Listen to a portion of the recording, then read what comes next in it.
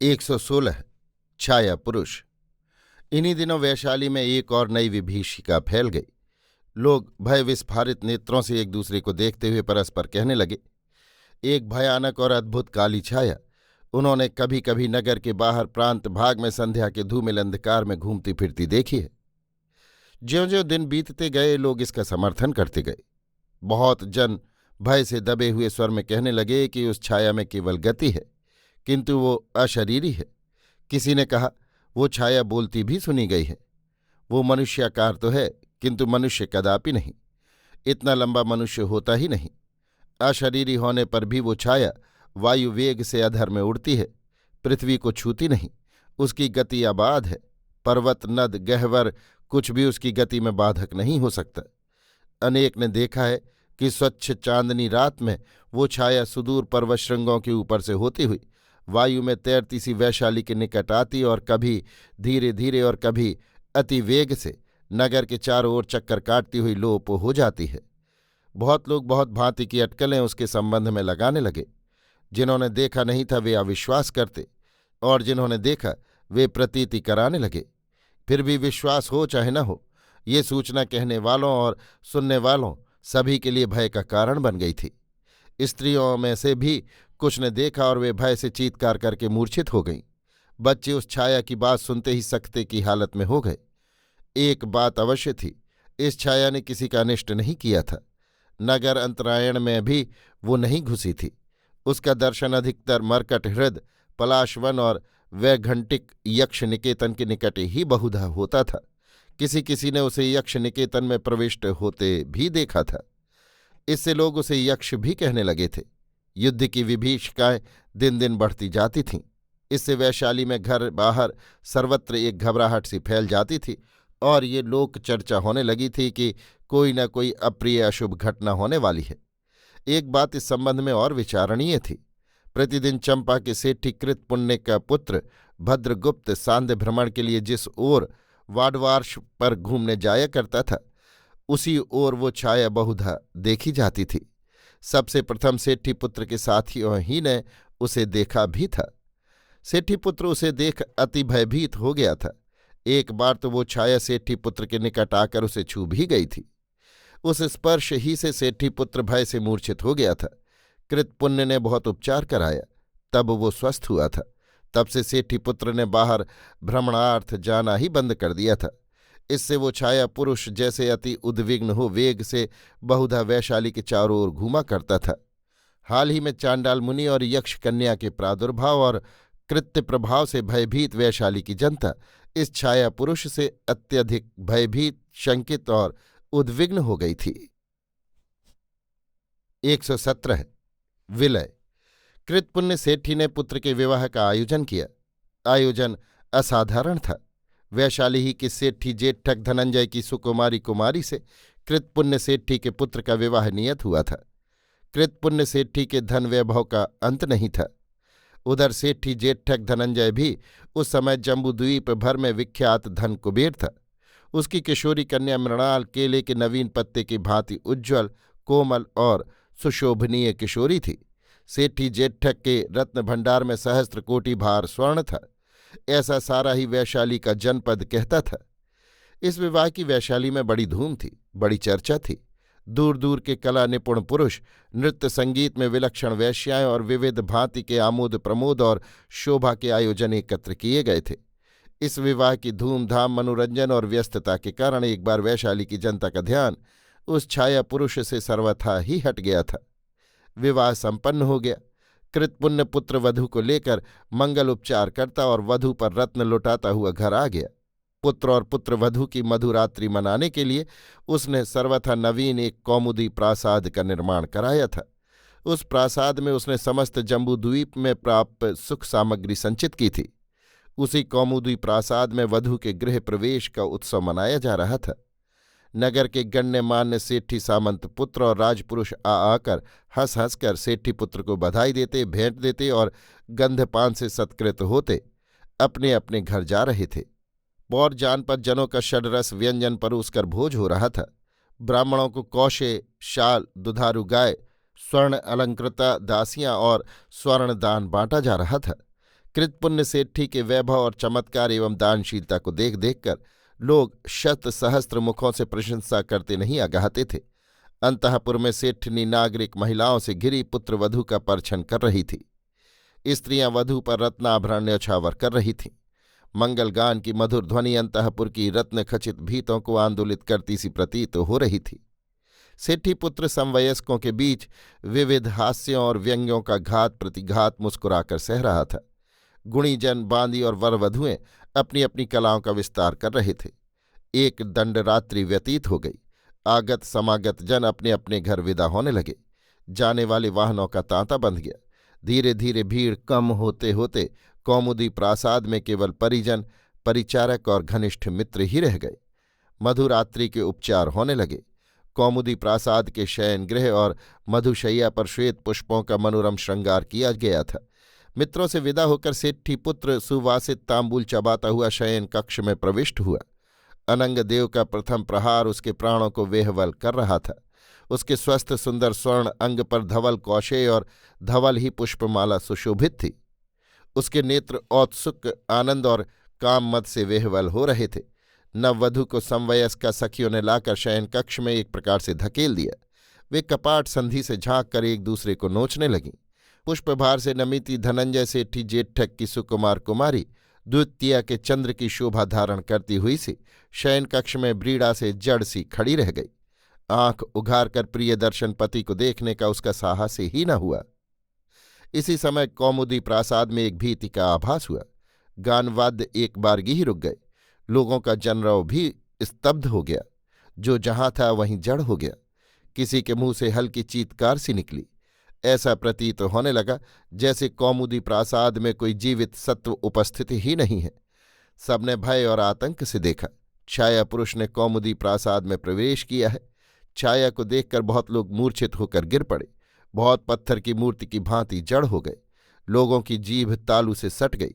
छाया मूर्ति धीरे धीरे स्थिर चरणों से पृथ्वी से कुछ ऊपर ही वायु में तैरती हुई सी एक के बाद दूसरा कक्ष और अलिंद पार करती हुई सेठी पुत्र के शयन कक्ष के द्वार पर आ पहुंची। उसे देखते ही सखी, दासी और कन्या जो जहां थीं भयभीत एवं मूर्छित हो भूमि पर गिर गईं।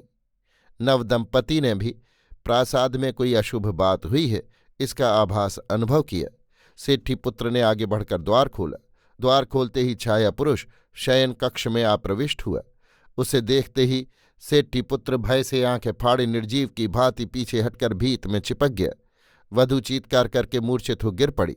छाया पुरुष ने उसी भांति पृथ्वी से अधर स्थिर गति से जाकर सेठी पुत्र को छुआ। उसके छूते ही सेठी पुत्र मूर्छित होकर नीचे गिर गया। छाया पुरुष ने उसे अनायास ही दोनों हाथों में उठाकर पुष्पशैया पर लिटा दिया। इसके बाद उसने द्रुत गति से शयन कक्ष में चारों ओर चक्कर लगाना प्रारंभ किया। चक्कर लगाते लगाते वो शैया की परिक्रमा सी करने लगा। प्रत्येक बार उसकी परिक्रमा परिधि छोटी होने लगी। अंततः वो शैया तल्प को चारों ओर से छूता हुआ नथुने फुला फुलाकर कुछ सूंघता हुआ सा घूमता रहा। इस समय नेत्रों से विद्युत प्रवाह के समान एक सचेत धारा प्रवाहित हो होकर सेठी पुत्र के शरीर में प्रविष्ट होने लगी। बीच बीच में वो रुक रुक कर सेठी पुत्र के बिल्कुल ऊपर झुक कर देखता और फिर द्रुत वेग से शैया के ऊपर नीचे चारों ओर घूम जाता। प्रासाद में ऐसा सन्नाटा था जैसे यहाँ एक भी जीवित पुरुष न हो। अब उसने मुंह से एक प्रकार हुंकृति ध्वनि प्रारंभ की। फिर वो कंदुक की भांति एक बार को उछला। उसने धुएं के बादल के समान सिकुड़कर मूर्छित सेठी पुत्र के ऊपर अधर में लटक कर अपना मुंह उसके मुंह के एकदम निकट लाकर मुंह से मुंह मिलाकर उसके मुंह में फूंक मारना प्रारंभ किया। फूंक मारने से सेठी पुत्र का मुंह खुल गया। वो अधिकाधिक खुलता चला गया। तब अद्भुत चमत्कारिक रूप से वो छाया पुरुष एक द्रव्य सत्व की भांति समूचा ही सेठी पुत्र के मुंह में धंस गया। सेठी पुत्र अति गहन नींद में सो गया। धीरे धीरे उसके सफेद मृतक के समान मुंह पर लाली दौड़ने लगी। लकड़ी के समान अकड़े हुए अंग हिलने डुलने और सिकुड़ने लगे। उसके मुंह की विकृति भी दूर हो गई। उसने सुख से करवट ली और सो गया। मूर्छित वधु भूमि पर पड़ी रही। छाया पुरुष का कोई चिन्ह कक्ष में न रह गया। इस अद्भुत अतर्क घटना का कोई साक्षी भी न था। 118 असमंजस। बहुत भोर में वधु की निद्रा, तंद्रा या मूर्छा भंग हुई। वो हड़बड़ाकर उठ बैठी। उसने अचकचाकर रात की अकल्पनीय घटना पर विचार किया। फिर उसने भयभीत दृष्टि कक्ष में घुमाई। कोई भी अप्रिय असाधारण बात नहीं थी। रात में देखे हुए छाया पुरुष का वहां कोई चिन्ह भी न था। उसकी दृष्टि सब ओर से हटकर मृदुल पुष्पशैया पर सोते हुए सेठी पुत्र पर गई। उसे गाढ़ निद्रा में सोता देख वो आश्वस्त हुई। उसने अपने वस्त्र ठीक किए, कक्ष के एक गवाक्ष से झांक कर देखा। उषा का उदय हो रहा था। वो डरती डरती सेठी पुत्र की शैया के निकट गई। जब उसे भली भांति विदित हो गया कि वो प्रगाढ़ निद्रा में सो रहा है, तो आंख भरकर पति को देखती रही। उसके सौंदर्य पर वो मोहित हो गई। उसकी सुख निद्रा से भय की रेखाएं दूर हो गईं। वो वहां से हटकर गवाक्ष के निकट बड़े से मुकुर के सामने आ खड़ी हुई। पुष्पिता लता के समान अपनी ही शोभा पर मन ही मन वो गर्वित हुई। उसने एक बार शैया पर सोते हुए पति के सुकुमार शोभा के खान अंग पर दृष्टि डाली। एक मधुर उज्ज्वल हास्य रेखा उसके होठों में फैल गई। इसी हास्य रेखा से उसकी उस भयानक मधुरात्रि का सब लेखा जोखा समाप्त हो गया। वो शांत स्निग्ध और शुभ दृष्टि से कक्ष की बहुमूल्य सजावट को देखने लगी। इसी समय दासी ने द्वार पर आघात किया। वधू ने धीरे से आकर द्वार खोल दिया। वधू को मुस्कुराता तथा सेठी पुत्र को सोता देख दासी ने मृद हास्य हंसकर वधू को बाहर आने का संकेत किया। बाहर आने पर स्त्रियों के झुरमुट ने उसे घेर लिया। सबके मुंह पर औत्सुक घबराहट और चिंता की रेखाएं थीं। सभी ने एक दूसरे से आंखों में ही कुछ पूछा। सभी ने वधू की भावभंगिमा से समझा कि रात की विभीषिका से वधू सर्वथा अज्ञात प्रतीत होती है। इसी समय सेठी कृतपुण्य हा पुत्र करता हुआ वहां आया और पुत्र के शयन कक्ष में घुस गया। वहां पुत्र को सुख से सोते हुए और वधू को स्वाभाविक देख वो हर्षोन्माद से नाच उठा। प्रथम संकेत से और फिर खुलकर अब रात की बातें होने लगीं। जिस जिसकी मूर्छा भंग होती गई उठकर वहीं एकत्र होने लगा। प्रश्न ये था कि वो छाया मूर्ति थी क्या? वो वहां वास्तव में आई भी थी या भ्रम या स्वप्न था? यदि वो आई थी तो गई कहाँ? सारा ही घर प्रथम फुसफुसाहट और फिर कोलाहल से भर गया। उस कोलाहल को सुनकर सेठी पुत्र की नींद भी खुल गई। वो मद्यपों जैसे भारी भारी डग भरता हुआ अपरिचितों की भांति आंखें फाड़ फाड़ कर इधर उधर देखता वहां आया। कृतपुण्य पुत्र को देखकर दोनों हाथ फैलाकर उसकी ओर दौड़ा और उसका आलिंगन करके कहा, पुत्र, क्या तूने भी रात को कोई विभीषिका देखी? सेठी पुत्र ने विचित्र दृष्टि से सेठी की ओर देखा, तनिक मुस्कुराया। ब्राह्मण पुरोहित ने कहा, गृहपति, वो छाया पुरुष वास्तव में एक दुस्वप्न था। मैं अभी पुरश्चरण करता हूं तथा अथर्व पाठ करके उसकी शांति करता हूं। तुम पुत्र और वधू को अधिक असुविधा में मत डालो। सेठी ने बहुत ऊंच नीच दिन देखे थे। उसने भी जब देखा कि घर में सब कुछ ठीक ठाक है तो कुछ कहना सुनना ठीक नहीं समझा। वो पुत्र और वधू के अंग संस्कार स्नान आदि की सुविधा देने के विचार से अपने कक्ष में चला गया। पीठ मर्दकों, अवमर्दकों और सेवकों द्वारा सेवित स्नान वसन भूषण से सज्जित सेठी पुत्र जब प्रासाद के बाहर अपने कक्ष में आया तब सब वयस्कों ने उसका सस्मित प्रीत संबोधन किया। कुछ ने संकेत से रात्रि का हालचाल पूछा। उनमें से जो रात की विभीषिका से अवगत थे उन्होंने संकेत से सेठी पुत्र से रात की बात पूछने से निषेध किया। सेठी पुत्र ने केवल मंद मुस्कान ही से मित्रों के प्रश्नों का उत्तर दिया, परंतु उसकी दृष्टि में कुछ विचित्रता सभी ने लक्ष्य की। एक ने कहा, मित्र, क्या इतना आंसू ढाल लिया? दूसरे ने कहा, नहीं नहीं रे, जागरण का प्रभाव है। कह मित्र, सुख से रात बीती? अब सेठी पुत्र ने मुंह खोला। उसने कहा, वणवाश्रव। ये शब्द सुनकर अब समुपस्थित चौंक उठे। बिल्कुल अपरिचित स्वर था। उसका घोष भी अमानुष था, जैसे सुदूर पर्वत श्रृंगों को चीर कर कोई ध्वनि आई हो। मित्रगण सेठी पुत्र के मुंह की ओर देखने लगे। उसने एक बार फिर उसी भांति वणवाश्रव कहा और उठ खड़ा हुआ। उसकी रुखाई और चेष्टा ऐसी थी जैसे वो किसी को नहीं पहचानता हो अथवा वो उन सब की उपस्थिति ही से अज्ञात हो। सभी एक दूसरे के मुंह की ओर देखने लगे, पर सेठी पुत्र उठकर कक्ष से बाहर चल दिया। दो एक पार्षद पीछे दौड़े।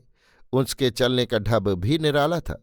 पार्षदों ने समझा कि सेठी पुत्र ने बहुत मद्य ढाल ली है, इसी से पैर डगमगा रहे हैं, वो कहीं गिर न जाए। इसी से एक ने उसे थाम लिया। उसे संकेत से निवारण करके उसने उसी स्वर में फिर कहा, वणवाश्रव। इधर जब से छाया पुरुष की विभीषिका फैली थी तथा भ्रमण काल में एक बार छाया पुरुष ने उसे छू लिया था, तब सेठी कुमार का वणवाश्रव पर वायु सेवनार्थ भ्रमण रोक लिया गया था। आज अकस्मात ही अतर्क रीति से वणवाश्व की इच्छा इस आग्रह से व्यक्त करने पर सेवक विमूढ़ हो गया। एक बात और थी। सेठी पुत्र में पूर्व का मार्दव विनयशील संकोच न था। एक अभूतपूर्व दबंगपन और दुर्धर्ष वेग उसकी वासना शक्ति का उसके नेत्रों से प्रवाहित हो रहा था। सेवक उसकी आज्ञा की अवहेलना नहीं कर सका। वो अश्व लाने को दौड़ गया। दूसरा सेवक भयभीत होकर गृहपति को सूचित करने दौड़ गया। गृहपति सेठी दौड़ा आया। उसने पुत्र को भ्रमण के लिए जाने का निषेध किया, पर सेठी पुत्र ने मुस्कुराकर गृहपति की ओर देखा। उस विलक्षण दृष्टि से सेठी घबरा गया। वो सोचने लगा, क्या मेरा पुत्र उन्मत्त हो गया है? ये कैसी दृष्टि है? इतने ही में सेठी पुत्र पिता की उपस्थिति की अवहेलना करके अश्व की ओर चल दिया। सेवक अश्व ले आया था। एक अभूतपूर्व लाघव से सेठी पुत्र अश्व पर चढ़ गया और द्रुत गति से उसने अश्व छोड़ दिया। ऐसा पहले कभी नहीं हुआ था। पुत्र का ये परिवर्तन कैसा है? क्या उसने रात अधिक मद्य पी है या कोई और बात है? छाया पुरुष की विभीषिका मन में होते हुए भी किसी ने भी ये नहीं सोचा कि इस घटना से वो छाया भी किसी भांति संबंधित है। परंतु सहसखियों से सेठी पुत्र वधू ने इस भयानक छाया का शयन कक्ष में आना वर्णित किया। सहसखियां सहम गईं। उन्होंने कहा, तब ये स्वप्न नहीं सत्य है। वो छाया मूर्ति हमारे सामने ही शयन कक्ष में गई थी। परंतु फिर उसका क्या हुआ? वो कहाँ गई? इसका कोई उत्तर न दे सका। वधू ने लजाते हुए कहा कि वो उसे देखते ही मूर्छित हो गई थी और रात भर वो मूर्छित ही भूमि पर पड़ी रही। तब सब स्त्रियां तथा सेठिनी भी चिंता से व्याकुल हो गईं। प्रासाद में सभी कोई मूर्छित हो गए थे और सभी रात्रि भर माया मूर्छित रहे। ये तो अद्भुत बात है। इसी समय सेठी कृतपुण्य ने भीतर आकर पत्नी से एकांत में कहा, कह नहीं सकता क्या बात है, पर पुत्र में बड़ा अंतर पाता हूं। क्या उसने रात बहुत मद्य पी थी? सेठनी ने शयन कक्ष का जो विवरण वधू से सुना वो सेठी को सुना दिया। सुनकर सेठी बहुत भयभीत हुआ। उसने कहा, आर्यवर्षकार को सूचना देनी होगी। मैं अभी नंदन साहू को बुलाता हूं। 119 देवजुष्ट। वो सेठी पुत्र पुंडरीक वड़वाश्रव पर चढ़कर अतर के वेग से निकल गया। अश्व संचालन में ऐसा नैपुण्य कभी उसका देखा नहीं गया था। पार्श्वचर अनुचर अपने अपने अश्वों को लेकर उसके पीछे दौड़े, परंतु सेठी पुत्र को न पा सके। सेठी पुत्र का वो वाड़व अश्व आज शतगुण वेग से वन पर्वत और कंदरा पार करता वायु में तैर रहा था। अनुचर चिंतित थकित वन उपत्यका में खड़े निरुपाय सुदूर पर्वतों के मध्य में वायु में तैरते सेठी पुत्र को देखते रहे। किसी को कुछ भी समझ में नहीं आ रहा था। बहुत देर बाद अश्व लौटा। निकट आने पर सेठी पुत्र ने अश्व की गति सरल की। उसने मुस्कुराकर अनुचरों की ओर देखा। सब आश्वस्त हो उसे घेर कर चल दिए। अश्वारोहण का ये अभूतपूर्व कौशल उन्होंने सेठी को जाकर बताया। सेठी अधिक चिंतित हो गया। पुत्र का असाधारण परिवर्तन वो स्पष्ट देख रहा था। एक दो बार उसने पुत्र से बात करने की भी चेष्टा की, पर वो पिता को देख मुस्कुरा दिया। उसकी अनोखी दृष्टि से ही घबराकर वो भाग गया। सेठिनी ने ये कहकर समाधान किया, विवाह के काम ज्वर का ये आवेश है, सब ठीक हो जाएगा। उसने पुत्र के विश्राम शयन आहार की ओर भी यत्न से व्यवस्था करने के आदेश दिए। महत्वपूर्ण बात यह थी कि उसने मित्रमंडली से मिलना भी बंद कर दिया। अनेक मित्र रुष्ट हो गए। अनेक ने हंसकर कहा, ये सुहाग रात का उन्माद है। माता पिता और निकटवर्ती पार्श्वदासियों से वो कम बोलता, केवल मुस्कुराता। उसकी दृष्टि तो सहन ही नहीं होती थी। एकाध वाक्य जो वो बोलता, स्वर अपरिचित, उच्चारण विचित्र। उसने शयन कक्ष में ही डेरा जमाया। उसमें नववधू को छोड़ और किसी का आना जाना निषिद्ध कर दिया। बहुत खोद खोद कर पूछने पर वधू ने बताया, केवल सोते हैं, आसवपान करते हैं, बहुत कम बोलते हैं, बहुत कम खाते हैं। नंदन साहू द्वारा ये समाचार यथा समय ब्राह्मण वर्षकार के पास भी पहुंच गया। सब घटना सुनकर वर्षकार भी विचार में पड़ गए। छाया पुरुष का वैशाली के प्रांत भाग में चक्कर लगाना उन्होंने सुना था। बहुत विचार करने पर उन्होंने सोमिल को एकांत में बुलाकर कहा, भद्र सोमिल, क्या वो छाया अब भी वैशाली में कहीं घूमती दिख पड़ती है? नहीं यार, सुना तो नहीं।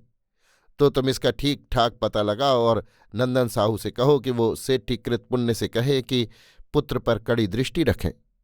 सेठी पुत्र पुंडरीक का ये परिवर्तन एक कंठ से दूसरे कंठ में होता हुआ वैशाली भर में फैल गया।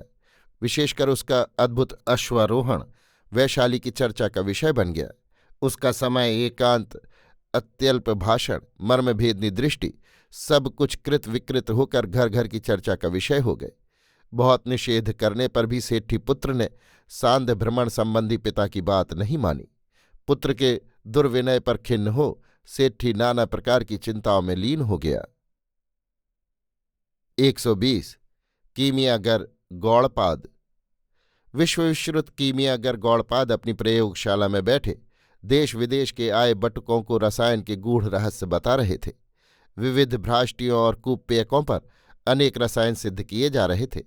वटकों में चीन, तातार, गांधार, तिब्बत, तपिशा, शकद्वीप, पारसीक, यवन, ताम्रपर्णी, सिंघल आदि सभी देशों के वटुक थे। कपिशा के वटुक धनवन ने कहा, भगवन, इस विस्तृत संसार के सब सजीव और निर्जीव पदार्थ किस प्रकार बने हैं? आचार्य ने कहा, सौम्य धनवन, वे सब मूल तत्वों के परस्पर संयोग से बने हैं। इनके 3 वर्ग हैं। कुछ पदार्थ तत्व रूप ही में विद्यमान हैं। इनमें एक ही जाति के परमाणु मिलते हैं। इन्हें मूल तत्व कहते हैं। कुछ 2 या अधिक तत्वों के रासायनिक संयोग से बने हैं। ये यौगिक कहलाते हैं। कुछ अधिक तत्वों और यौगिकों के भौतिक मिश्रणों से बने हैं। ये भौतिक मिश्रण कहलाते हैं। और भगवान, अणु परमाणु क्या है?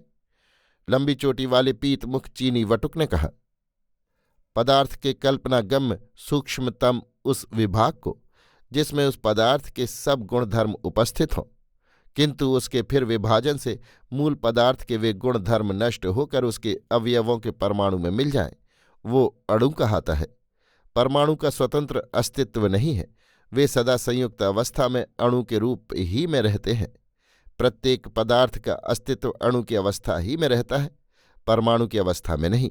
ये अणु परमाणु भार युक्त है और भिन्न भिन्न परमाणुओं और तत्वों में बंधन क्षमता है, जो परिस्थिति के अनुरूप बदलती रहती है। एक तत्व का दूसरे तत्व से उसकी परमाणु बंधन क्षमता की समानता होने पर ही स्थिर संयोग बन सकता है। तो भगवान, इस प्रकार भूमंडल के समस्त पदार्थ जो परमाणुओं के संयोग से बने हैं, क्या हमें सुलभ है? वे हमारे लिए सतत व्यवहार्य हैं? एक सिंगल छात्र ने बद्धांजलिबद्ध होकर कहा, नहीं भद्र, इनमें से कुछ हमें सुलभ हैं और कुछ विरल। तो भगवान, क्या परमाणु नित्य अविभाज्य है? एक युवक बटुक ने कहा, नहीं नहीं भद्र, कुछ परमाणु स्वयं ही टूटकर दूसरी जाति के परमाणु बन जाते हैं तथा उन्हें रासायनिक रीति से तोड़ा जा सकता है। नाग परमाणु तोड़कर हम उसे पारदीय रूप दे सकते और पारस से सुवर्ण बना सकते हैं। आवश्यकता यही है कि लघु परमाणु भार को अपेक्षित गुरु परमाणु भार में स्थापित किया जाए। किंतु भगवान, परमाणु कैसे खंडित किया जा सकता है? कैसे लघु भार परमाणु को गुरु भार परमाणु के रूप में व्यवस्थित किया जा सकता है? गांधार छात्र कपिश ने पूछा। रश्मि क्षेपण द्वारा। पदार्थों और अणु परमाणुओं के संगठन विघटन की प्रकृति साधन परमाणु में विद्युत सत्व है तथा उस संगठन को स्थायित्व प्राप्त होता है रश्मिपुंज से। जब परमाणु का विस्फोट किया जाएगा तो विद्युत सत्व और रश्मिपुंज क्षेपण करना होगा। उसके बाद जब फिर से परमाणु संगठन करना होगा तो विद्युत आवेश और रश्मिपुंज का विकास होगा।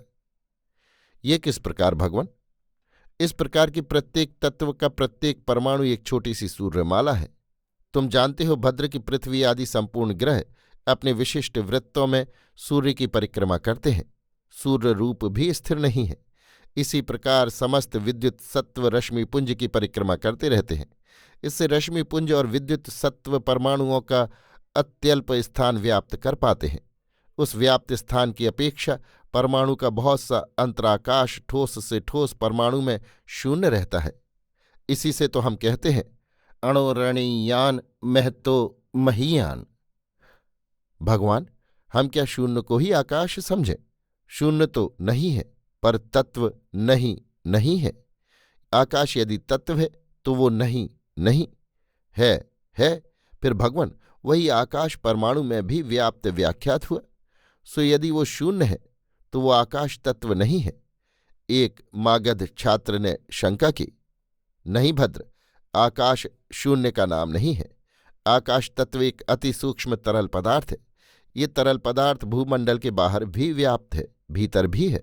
ग्रहों, नक्षत्रों और उनके मध्यवर्ती आकाश से लेकर ठोस से ठोस पदार्थों के अणुओं में, यहाँ तक कि परमाणु में भी वो व्याप्त है। ये सब सचराचर विश्व उसी द्रव सत्व के अथाह समुद्र में रह रहा है। उसी से विद्युत सत्व में शक्ति, प्रकाश में आलोक प्रवाह और भूतत्व में स्थिर आकर्षण स्थापित है। तो भगवन, जड़ पदार्थ और शक्ति में सामंजस्य किस प्रकार है? तिब्बत के एक छात्र ने पूछा। पदार्थों के पुत्र दो ही तो स्वरूप हैं, या तो जड़ स्वरूप या शक्ति स्वरूप। जड़ पदार्थ वे हैं जिनमें भार और विस्तार, ये दो गुण समवाय संबंध में रहते हैं। शक्ति में कार्य क्षमता है, पर वो जड़ पदार्थ के आश्रय से रहती है। प्रत्येक पदार्थ की तीन अवस्थाएं हो सकती हैं, घन, द्रव और वाष्प। ये तीनों अवस्था ताप शक्ति के कारण है। घन का प्रधान गुण काठिन्य है, द्रव का गुण समतल होना और वाष्प का जितना स्थान उसे मिले सब में व्याप्त हो जाना। ये जड़ पदार्थ अविनाशी हैं, उनके केवल रूपों का परिवर्तन होता है। शक्ति स्वरूप पदार्थ क्या है भगवन? ताम्रपर्णी के एक छात्र ने कहा। बल, ताप, प्रकाश और विद्युत सत्व, ये चार प्रमुख शक्ति पदार्थ हैं। पदार्थ के अणुओं की गतिज शक्ति को ताप कहते हैं। प्रकाश सीधी रेखा में गमन करता है, उस रेखा को रश्मि कहते हैं। विद्युत सत्व और बल नियामक पदार्थ है। तो भगवन, जब हम विद्युत सत्व और रश्मिपुंज क्षेपण से नाग परमाणु तोड़कर पारद और पारद से सुवर्ण बना सकते हैं, तो फिर पारद ही से सुवर्ण क्यों न बना लिया जाए? पारद तो सुलभ है, किंतु सौम्य, जब नाग परमाणु विघटित होगा तो हमें पारद परमाणु उसमें विघटित प्राप्त होगा। पारद में वो संगठित है, अतः उसे विघटित करने में हमें बड़ी बाधा ये है कि वो विघटित होते होते और ताम्र में लय होते होते रश्मिपुंज क्षेपण प्रक्रिया के कारण उड़ जाता है। उसे अग्नि स्थिर करने में अधिक परिश्रम करना पड़ता है। इसी से नाग परमाणु विघटित करके और उसे पारद परमाणु का रूप देकर ताम्र विलय करना अधिक उपादेय है। फिर वो नाग पारद विघटित परमाणु विद्युत सत्व एवं रश्मिपुंज प्रतिवाहती हो शक्ति, बल और अवस्थान के अनुक्रम से शत सहस्त्र लक्ष कोटि वेधी हो जाता है। किंतु यदि पारद ही को अग्नि स्थिर किया जाए तो पहले उसे क्षार, अम्ल, लवण, मूत्र, पित्त वैसा विषवर्ग में स्नान कराना होगा। उसे कैंचुली रहित और बुभुक्षित करना होगा। बुभुक्षित होने पर उसे स्वर्ण जीर्ण कराकर उसका बीजाकरण करना होगा, तब वो भी शत सहस्त्र लक्ष कोटि वेदी होगा। उसके लिए उसे खोटबद्ध करना होगा। फिर वो ताम्र तार वंग को वेद करेगा। लोह वेद क्या रसायन की इति है भगवान? नहीं पुत्र, वो तो परीक्षण माप है। रस सिद्ध होने पर जब देखो कि उसने लोह वेद कर लिया तो उसे भक्षण करो। देह वेद सिद्ध हो गया। देह सिद्ध पुरुष के क्या लक्षण हैं भगवान? पुत्र, देह सिद्ध पुरुष अत्यक्त शरीर होते हैं। ये शरीर ही भोगों का आश्रय स्थल है, परंतु वो स्थिर नहीं है। ये देह लोह सिद्ध रसायन ही उसे अस्थैर्य देता है। काष्ठोषध नाग में, नाग वंग में, वंग ताम्र में, ताम्र तार में, तार स्वर्ण में और स्वर्ण पारद में लय होता है। सो ये सिद्ध धातु वेदी शरीर वेदी पारद शरीर को अजर अमर करता है। स्थिर देह पुरुष अभ्यासवश अष्ट सिद्धियों का अनुष्ठाता, परम ज्योति स्वरूप, अमल, गलितानल्प विकल्प, सर्वार्थ विवर्जित होता है। उसकी भ्रकुटी के मध्य में प्रकाश तत्व और विद्युत सत्व अधिष्ठित हो जाता है। उसी में दृष्टि को केंद्रित करके वो सचराचर सब जगत को प्रत्यक्ष देख पाता है। वो सब क्लेशों से रहित, शांत और स्वयं वंद्य और अमितायु हो जाता है।